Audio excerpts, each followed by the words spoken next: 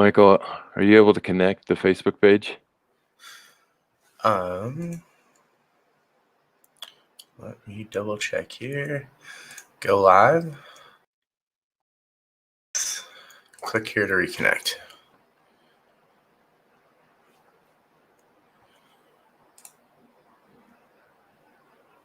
We're up.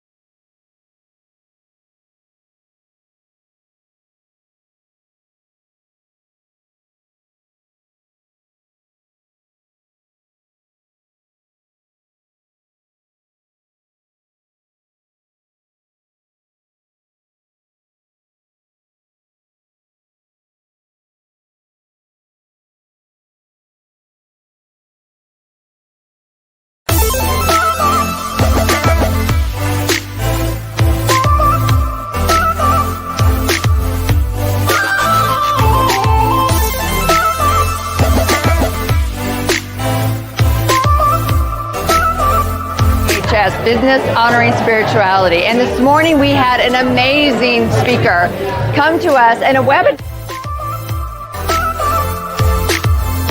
Great morning here at BHS, and I intend to be back soon.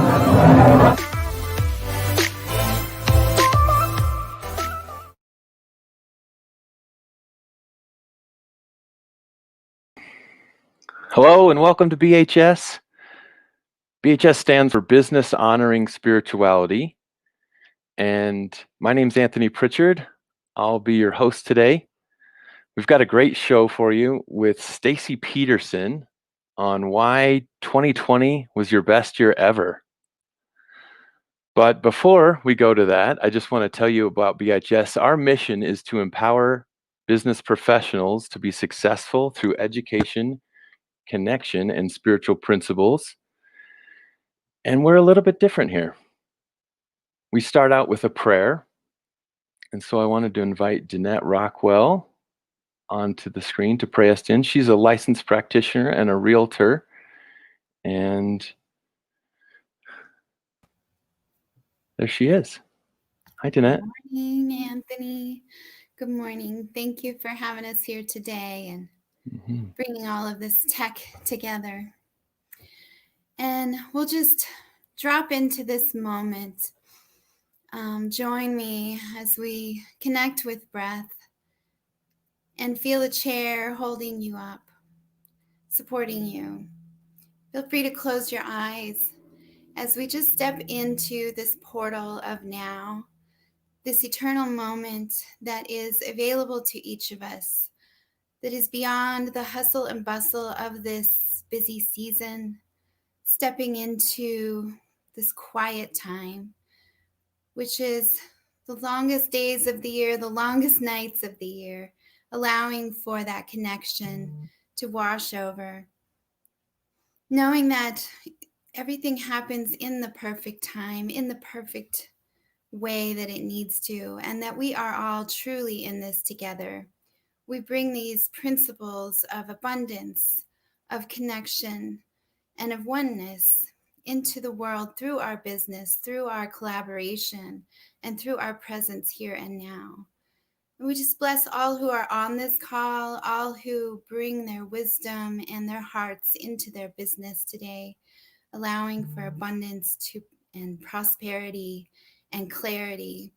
And we bless our speaker and Anthony and those who are on this call making the tech happen, knowing that their service is so appreciated and that the perfect words will be heard, the perfect words will be spoken.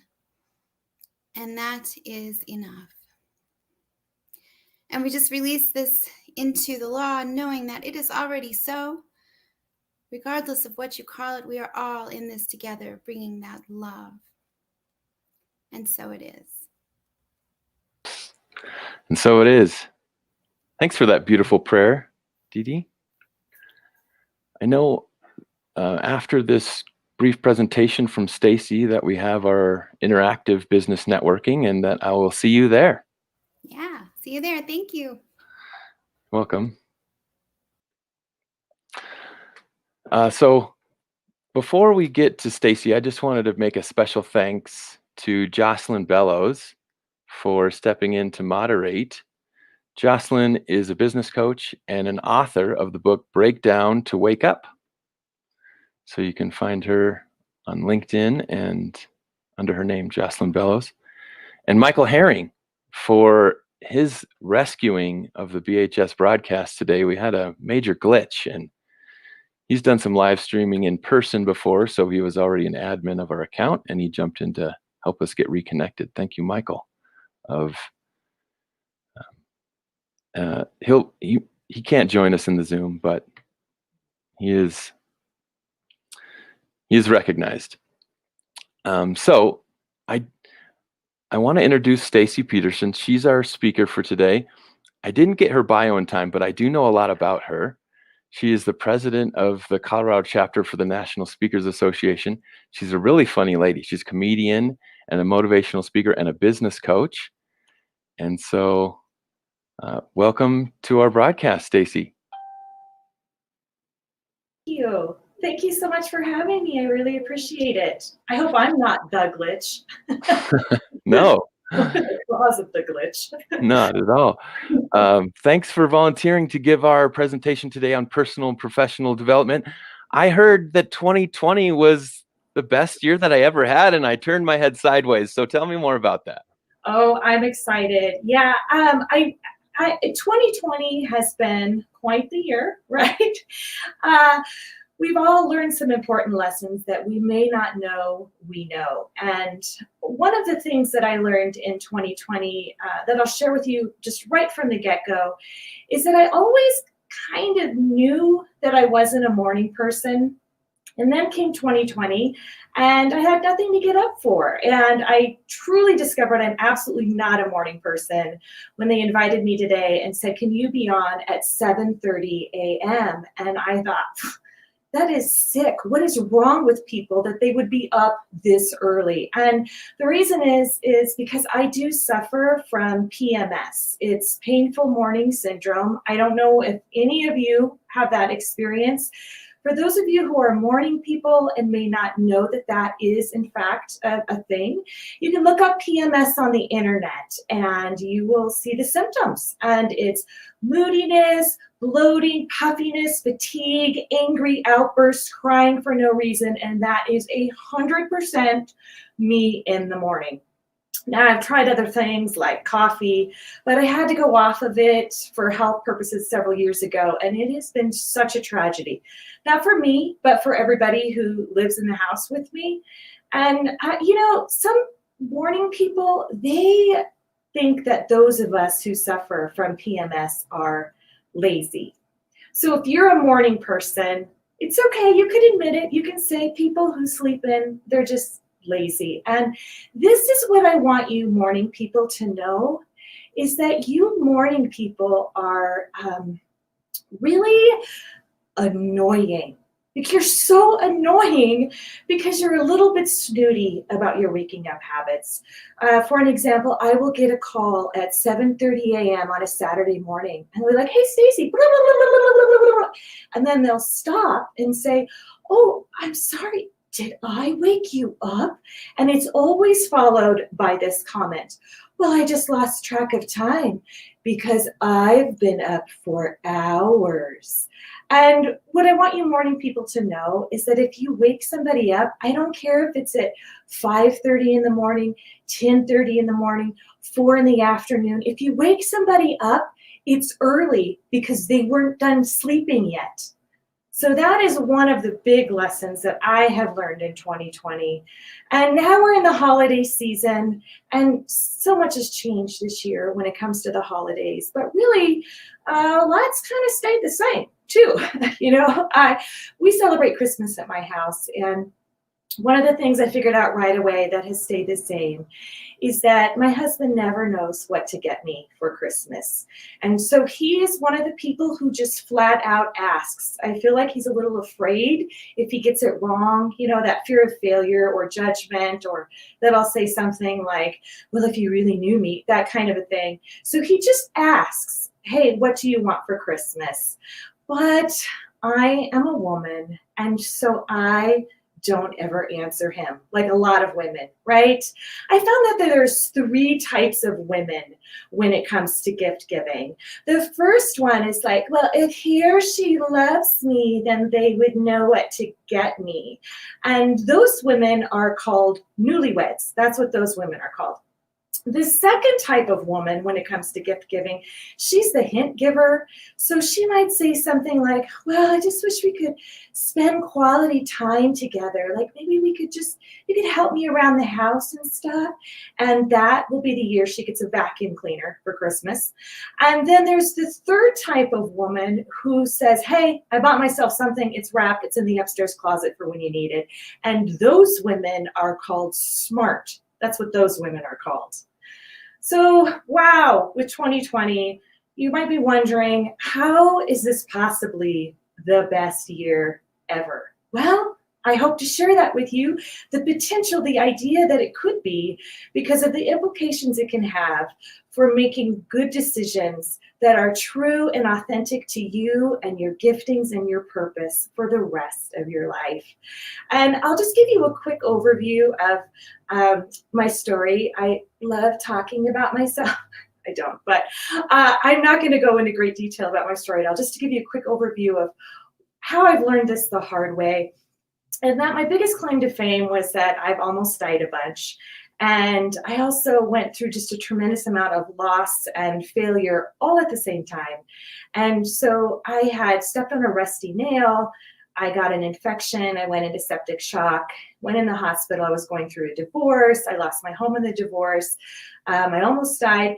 And then I couldn't walk when I left the hospital. And because of that, I ended up losing my job and my support system. And it all happened in 3 weeks' time. So in 3 weeks' time, my whole life was kind of severed.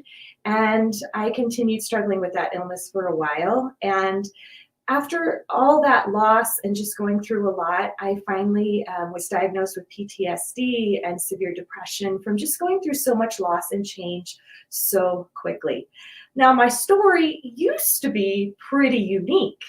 And then 2020 happened, and I'm looking around going, I'm watching people lose their jobs. I'm watching people get sick. I'm watching life just suddenly change with zero time to process, trying to figure things out. And I realized that that's a lot of people's stories now in 2020, that they're going through so much change, so much stress, loss, and really a grieving process of the life that they had and dealing with the change of the unknown, that they're struggling with a lot of things that I struggled with. And so what I'm hoping is to help you process some of what you've learned that you haven't learned yet, that you don't know that you learned. That's what I'm trying to say. So that you can really kind of look at 2021 as something healthy and moving forward without just plowing through. Because how many of us make, the big goals for 2021 and we just charge for, we're going to make $1 million and lose 50,000 pounds and do all of these things without ever really going back and looking. And so that's today. And really, the thing with hard times, the reason I think 2020 could be your best year ever is that hard times are where we learn the most lessons. If you look back on your own life, yeah, we love to be successful and happy. Like, that's really great. But if you really look at your life and where you learned the most important lessons, what really defined your character, what you realized you were capable of, it was through those hard times, not the good times. I like to say that hard times can define us, or they can refine and align us. It rhymes, so I'm going to say it again. Hard times can define us, or they can refine and align us. And what I mean by define us is that a lot of people, I do, have like the grouchy, mean, defeated, drunk uncle who sits in the recliner and drinks beer and is angry all the time, where they've gone through something hard and they've become hardened and they've let that hardship define them. Like, that's just who they are now. That's where they're stuck. Or you can be a person who allows those hard times to refine some of your character, but also align you with a life that is more true and authentic to yourself and your purpose. So here are some examples of some of the things that I learned in 2020 that kind of surprised me. So one of the examples is that I normally talk about stress and happiness and living a good life and all that good stuff. And I talk about the importance of exercise. But I do joke about it because I hate it. And I joke, I say I'm allergic to exercise. And I really think that I might be, because what happens when I exercise is that my heart starts pounding. I feel like I can't catch my breath. Things start hurting all over. I break out in a sweat. And if you look up an allergic reaction on the internet, those are the exact symptoms. They are. So, but I did have in the back of my mind that if I ever had time, lots of time, that I would get in the best shape of my life. And that was the reason that I didn't have, I wasn't super fit. And then 2020 came, and I don't know about you, but I am not any healthier than in March at all. So what I discovered is that, no, it wasn't time. It was lack of grit. So what I mean by that is when it comes to exercise, I thought, well, if I had the time, nope. It's that I just really don't want to. And if I want to get healthy and exercise, it's going to take grit. Because honestly, I have an infection from when I stepped on the nail. Sometimes it just hurts and I don't feel good and I don't want to do it. But that's where this little mantra that I like to use a lot comes in handy, that I recognize I'm really going to have to start using with exercise. And that is that you're never going to want to, so you might as well do it anyway. That works really well. In fact, if I want to say I'm never going to want to work, so I might as well do it anyway, or I'm never going to want to be your friend, it really, you see how that can be really helpful as like a positive mindset to get you to do something you don't want to do. So that's something that I learned, is that I had that false belief of it was just time. It wasn't. Another one is just relationships. I think we've all learned the value of relationships and how many we took for granted in 2020. And, you know, I come from a big Italian family, and we love to get together over the holidays. And we play family games. I don't know if any of your families do that. We do. One of our favorite games to play is the silent treatment game. I don't know if any of your families do that. But some of my family is so good. It's been years and they're still not talking. And my husband, they play family games as well, but they don't do that one. They do the elephant in the room game. And that's fun until you find out you're the elephant. Then, not so much. So, but relationships, really, that is what life is about. And that is something I can say just from, it sounds dramatic, but it's true, from being in the hospital bed and reevaluating my life and the way that I was living it, is that life really is about people. You know, I like to say the best thing about life is people. And the hardest thing about life is people. Am I right? But those relationships are so valuable. And one of the gifts that 2020 has given us is just being able to recognize it. Because how many of you go to see family on Thanksgiving, let's say, and had the conversation in the car on the way there or the way back and said, can't we just have 1 year where we don't have to go and see your family and just have us at home? Well, we got that. And guess what? Most of us were completely traumatized, and we recognize that even in the dysfunction, that those relationships mean something very special to us. And so in 2021 and thereon, it's given us the gift of gratitude for when we get to be with those relationships that we have not had the experience in 2020, whether that's friends or loved ones, whatever that looks like, business connections, those are so valuable. And another thing that this is what my journey taught me the most, was gratitude. And I'm guessing that for you in 2020, just through the process and the loss of a lot of the way that we lived our lives, you are going to look at life a little differently, and that you recognize you took a lot of things for granted. Just being able to go to the grocery store or out for a nice meal in the evening, being able to see your friends, or having your business run, a certain way. We took a lot of that for granted. Being healthy, being able to travel. And that's been stripped away. And because of that, when those things come back, we'll have a new perspective. We'll have a sense of gratitude and appreciation towards the things that we do have. And really with gratitude and just 2020 in general, I think one of the things that many of us have learned that we don't know we learned is that life happens in the small. And what I mean by that is that so much of success and what we do with our business is that we have this mindset that we have to do great things. Like we have to accomplish and make millions of dollars to be happy, that we have to have all of these things. And that's not where we're the happiest. If you look back over your life, what are the happiest moments, the most special moments that instantly come to your mind? A lot of times it's really small things. An example could be playing outside in the summer with your friends until your mom called you in. Those were great times. Or spending time with your grandma cuddled up on the couch. The first time you laid eyes on him or her. Or a beautiful sunset. Or just a night, an evening filled with laughter with the people you loved. That's where life happens. Life happens in the small. And so much of what we were doing before 2020 was just so much pushing and striving and working towards all of these goals that we weren't really living.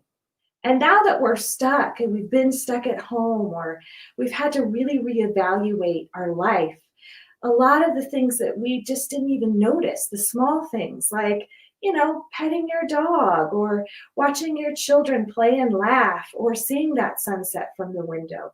Those are some of the gifts that 2020 has given us.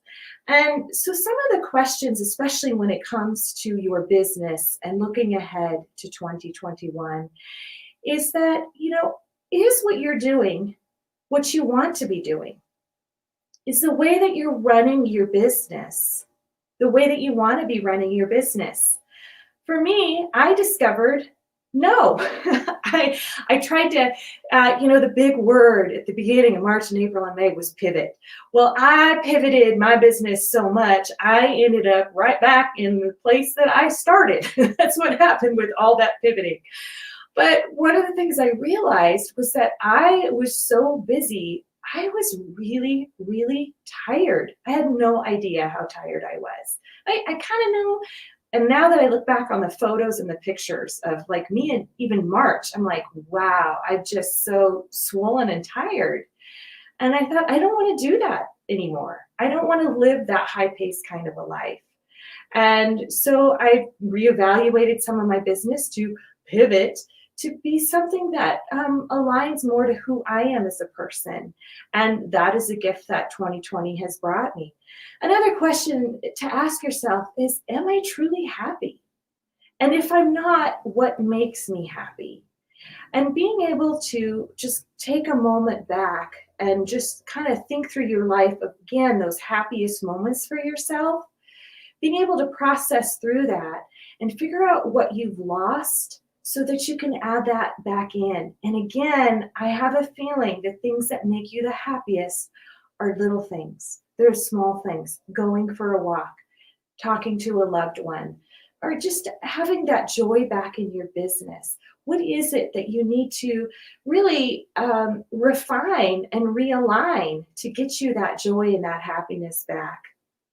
And, the thing with looking ahead to 2021 and with 2020 is 2020 forced us to change a lot. And now that when the world hopefully will open back up fairly soon and we're looking at new things, and we have this opportunity right now to reflect on the lessons that we've learned and the way that we want to live our life, sometimes the thing that holds us back from making that change is fear. And recognizing that right from the get-go, so that when you look at, well, this is the life that I want, and these are the things that make me happy, what's stopping me? And I have a feeling a lot of the reason would be fear of the unknown. Well, that's a gift also that 2020 has given, because a lot of 2020 has been kind of the fear of the unknown, if you know what I'm saying, like just a lot of stress, a lot of financial stress, business stress, just so much unknown. And look at you, you're breathing, you're alive, you made it farther than you probably thought you'd make it, some of you. You're here today, that says something. And so recognizing that you're stronger than you know, that you're able to rise to the occasion and adapt to change that you didn't know you could adapt to in such a short amount of time should give you courage that whatever is required for you to kind of really reflect and kind of map out a life that isn't necessarily about business success and money, but about being authentic and making a difference and fulfilling your purpose and aligning yourself with your gifts and your talents. That those are the things that, with fear, don't be afraid. Make those hard choices, because again, if you look back, you made it. Congratulations. You might be a little bloody, a little beat up, a little tired, but you made it. And that should give you strength and courage. And so we're going to break up into Zoom rooms here, and they're going to explain how to do all that. But some of the things that I want you to think about are those questions are, what lessons just to think to yourself, what lessons have I learned in 2020 that I didn't know before? Or what way was I living my life that I liked or didn't like? How was I running my business that I liked or didn't like? Or what changes need to happen before 2021, where it's not just making millions of dollars and losing a ton of weight? It's, how can I be more authentic and really refine and align my life to be a good and happy and positive life? So I'm looking forward to talking with you there, and I'm gonna pass it back to you. Hey, thanks, Stacy. That was great. I loved it. Thanks. I got through it this early in the morning. I know. That must have been like waking you up. Oh, it's so great. Well, for those of you who are watching, we've posted the Zoom link in the comments, and we've got a banner here. There it is. If you go to zoom.us and you type in that number 8180-7724411, you'll be included in our little interactive component, which is what the members say they enjoy the most. We aren't able to meet in person, but we can meet virtually, randomly. In this case, you will be placed with 3 other random business owners that you can talk about this with. Ask the tough questions. I think this is the thing that people don't do, is they don't ask the questions and get feedback from their peers. So we've got that opportunity now, and I'm going to be in the room. Stacy's going to be there. Jocelyn will be there. Our president, Christopher, and our vice president, Kevin, will be there. Rochelle, the Zoom moderator, will be there. And so I invite you to join us. Thanks again for tuning in to BHS. Thank you, Stacy. Thanks for having me.